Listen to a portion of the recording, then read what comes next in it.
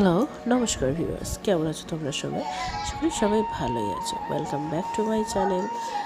So আজকে বানিয়ে ফেলছিলাম এঁচোড়ের তরকারি। হঠাৎ করে মনে হলো তোমাদের সাথে অনেকদিন এঁচোড়ের রেসিপি শেয়ার করা হয় না, তাই আজকে তোমাদের সাথে শেয়ার করছি এঁচোড়ের রেসিপি। এইভাবে একবার এঁচোড় রান্না করে দেখো। আর সত্যি এই রান্নাটায় কোনো রকম কালার অ্যাড করা নেই, শুকনো লঙ্কার গুঁড়োও অ্যাড করা নেই, শুধু কাঁচা লঙ্কা দিয়ে আর ঘরোয়া মশলাপাতি দিয়ে এটা রান্না করে তোমরাও খেতে পারবে এবং কোনো অসুবিধা হবে না। তো আমি প্রথমেই এঁচোড় আলুটা সেদ্ধ করে নিয়েছি, নুন হলুদ দিয়ে সেদ্ধ করার পর গরম তেল গরম করে নিয়ে ওর মধ্যে একটুখানি গোটা গরম মশলা ফোড়ন দিয়ে পেঁয়াজগুলোকে লাল লাল করে মানে বেশি লাল লাল করে না, একটু গোলাপি গোলাপি হলেই ওর মধ্যে আদা রসুন কাঁচা লঙ্কা বাটা, টমেটো বাটা এবং অর্ধেকটা পেঁয়াজ ওর মধ্যে দিয়ে বেটে আমি মশলাটাকে ভালো মতো কষিয়ে নিয়েছি।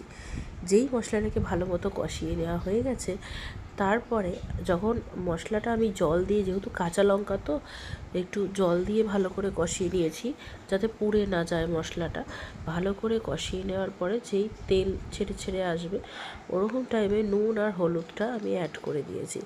আর এই রান্না করতে করতে হঠাৎ করেই আমাদের এখানে কারেন্ট চলে যায় এবং কারেন্ট চলে যাওয়ার কারণে একটু ভিডিও করতে অসুবিধাই হচ্ছিল। তো যাই হোক, আমি এইভাবেই ভিডিওটি করেছি। নুন হলুদ আর একটা আমার ফ্রিজে টমেটম ছিল, সেই টমেটমটা আমি অ্যাড করে দিয়েছি গোটা, কারণ তরকারির সাথে ওই টমেটোটা এমনিই গলে যাবে।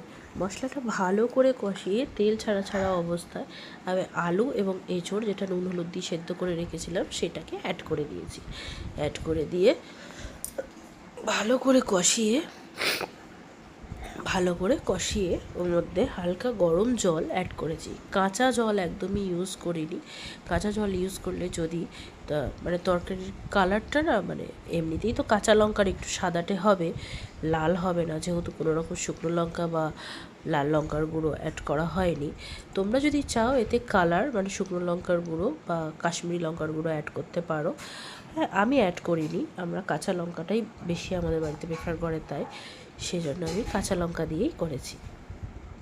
তো স্বাদের কোনো হেরফের হবে না। তো গরম জল অ্যাড করে দিয়েছি, যেরকম ঝোল খাবে বা কষা কষা খাবে ততটা অনুযায়ী তোমরা জল অ্যাড করে নেবে। এরপরেই তরকারিটা যেই বড় বড় বলকে ফুটে আসবে, আমি গরম মশলা অ্যাড করিনি, কারণ আমি প্রথমেই গরম মশলা দিয়েছি, গরম মশলা কোনো এখন অ্যাড করিনি। তো এই যে আমার এঁচোড় তৈরি হয়ে গেছে।